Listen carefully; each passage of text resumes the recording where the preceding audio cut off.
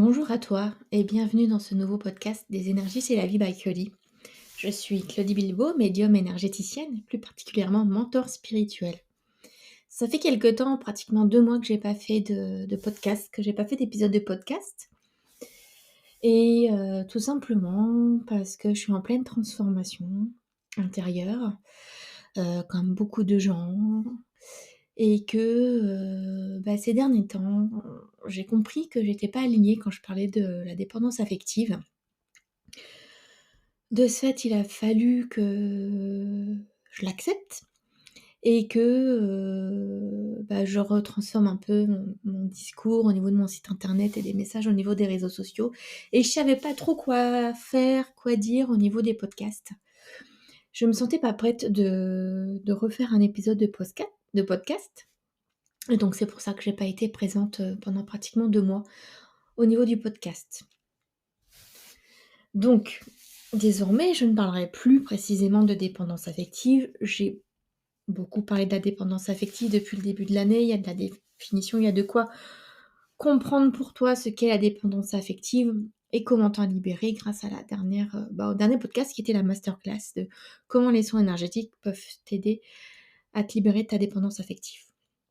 J'ai fait le tour là-dessus, donc désormais, je pense que je vais écouter mon instinct, mon intuition. Je ferai pas forcément toutes les semaines des podcasts, mais je parlerai quand il y a des messages que je souhaite partager.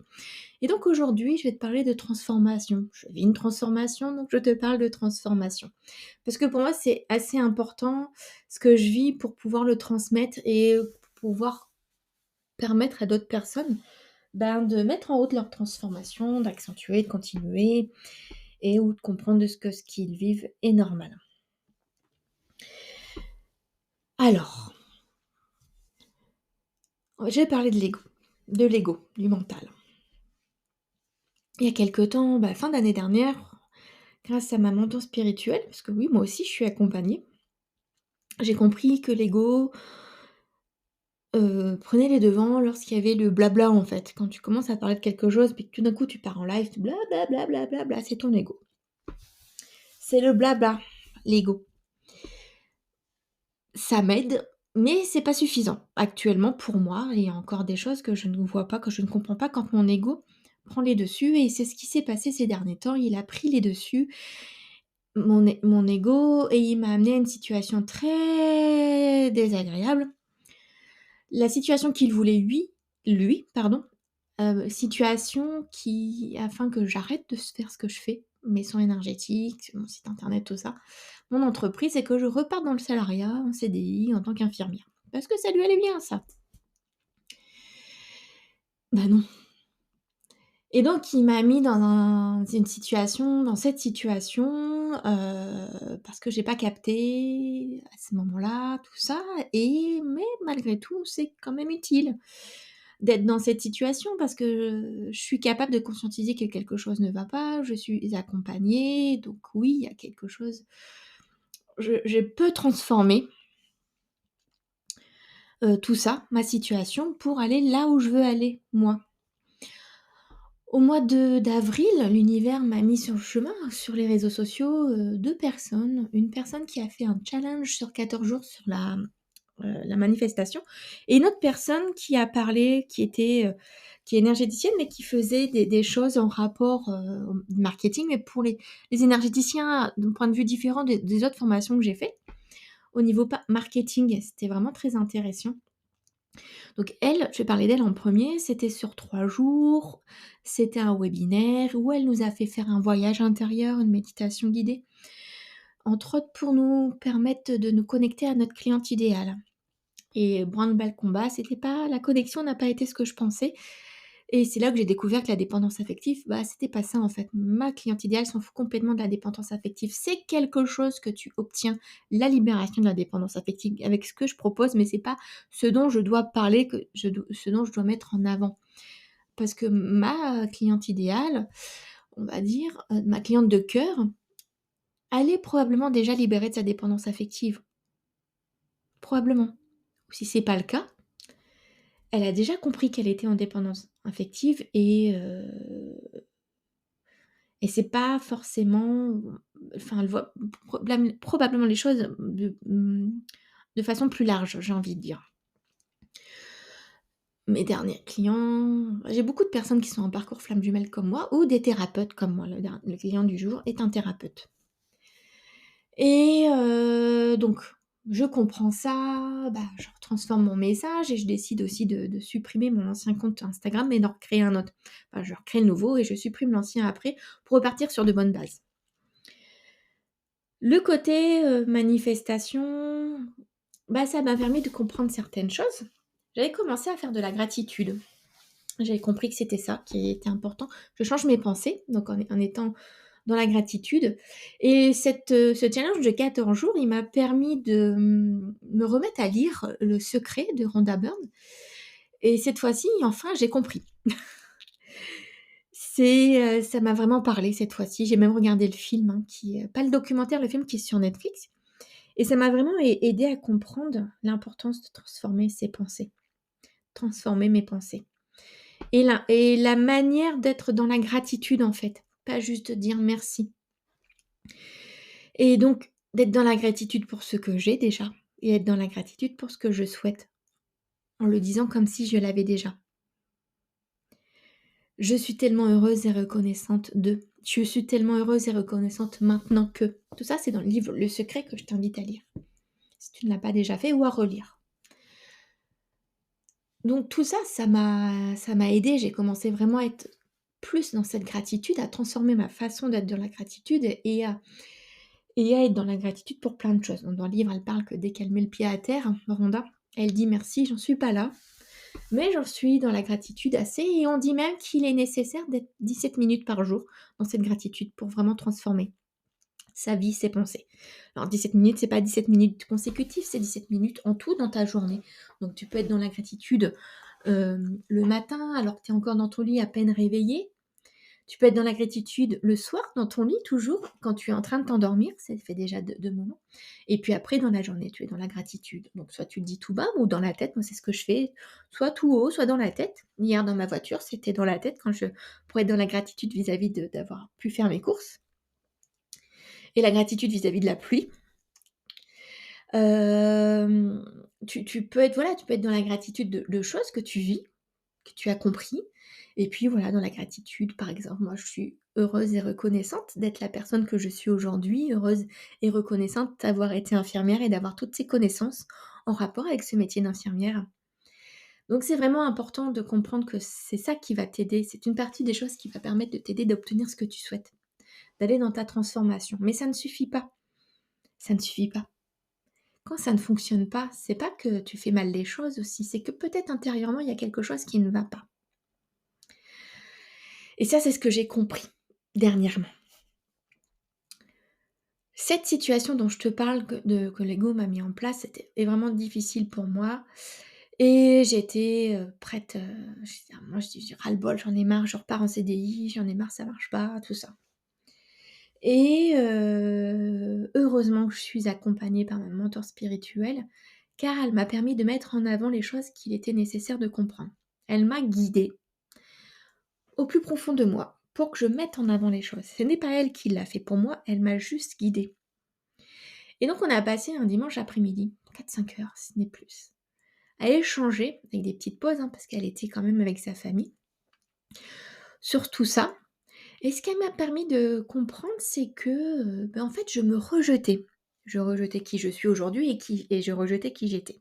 Et j'avais même cette sensation de ne pas mériter de vivre. Tout ça pourquoi? Donc mériter de vivre, c'est par rapport à ma blessure du rejet, mais pourquoi? Parce que je suis une enfant non désirée, même si mes parents, ils ont accepté, ils nous aiment, il y a pas enfin, ma sœur et moi, puisque j'ai une sœur jumelle, une vraie jumelle, on était des non désirés et de plus, moi, je devais être un garçon. Je suis née en 80, à ce moment-là, l'échographie n'était pas ce qu'elle est aujourd'hui, donc les médecins, ils ont dit que je devais être un garçon et non, je suis arrivée comme une fille. Donc c'était pas prévu.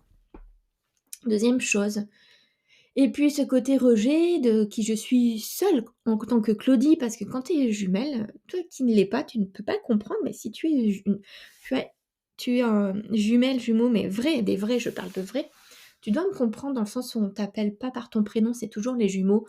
Les jumeaux, les jumelles, c'est jamais, ton prénom en fait. C'est comme si tu n'existais pas en tant que personne. C'est comme si tu étais obligée d'exister avec ton frère ou ta sœur, en fait, mais pas seule. Donc comment je peux me sentir, vivante, avoir envie d'exister avec tout ça, en fait?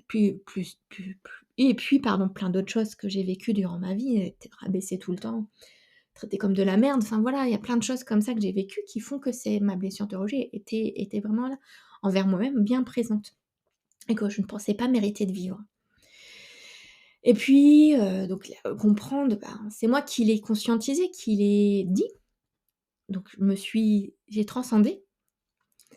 Et puis aussi, je le voyais pas, mais elle m'a parlé de colère, ma mentor et je dis: «Mais non, j'ai pas de colère, mais comment gna gna, comme» et en fait si, j'ai encore plein de colère et de haine envers ma famille, parents, frères, sœurs et les amis. J'ai sorti plein de choses, ça m'a fait du bien, je parlais en pleurant, enfin, mais voilà, c'est quelque chose que je ne conscientisais pas seule, alors que moi-même je suis là pour t'accompagner et parce que, bah, tout simplement pourquoi? Parce que, ben, c'est bien d'être autonome. Mais il y a des choses qu'on ne voit pas soi-même et c'est normal. On a un blocage qui fait qu'on ne voit pas, qu'on n'arrive pas soi-même à aller en profondeur. C'est une protection et c'est normal, c'est ton ego qui est là pour, qui va mettre cette protection pour pas que tu vois et pour pas que tu y ailles et donc l'accompagnement est nécessaire à ce niveau-là. Tu peux être autonome au niveau énergétique, ce sera différent, il y a pas de souci. Mais c'est vrai que pour les compréhensions, pour tout ce qui est blessure de l'âme et tout ce qui doit sortir, bah, c'est bien d'être accompagné de temps en temps, en tout cas d'avoir quelqu'un sur qui compter, s'il y a quelque chose que tu n'arrives pas à mettre en avant toi-même. Donc tout ça, ça m'a vraiment aidée. J'étais beaucoup mieux le dimanche soir. Après tout ça, j'ai beaucoup pleuré, j'avais mal à la tête, enfin voilà, mais c'était nécessaire pour moi. Comment je peux avoir la vie dont je rêve, si je ne mérite pas de vivre? Comment je peux vivre de mon activité si je pense ne pas mériter de vivre? Enfin, c'est inimaginable en fait. Quand on a conscience de ça, c'est inimaginable. 2 jours après, j'ai compris pourquoi aussi me rebutais vis-à-vis du salariat en tant qu'intérimaire, même du salariat en général. Ma mentor m'a permis de comprendre ce que ça signifiait pour moi. Elle m'a laissé le choix, soit qu'elle me le dise, soit que je le devine, mais là j'en avais marre. Je lui ai dit: «Vas-y, dis-le-moi». Ça m'a aidée, je me suis sentie apaisée, donc j'ai atteint la paix qu'elle souhaitait que j'atteigne le dimanche, bah, 2 jours après.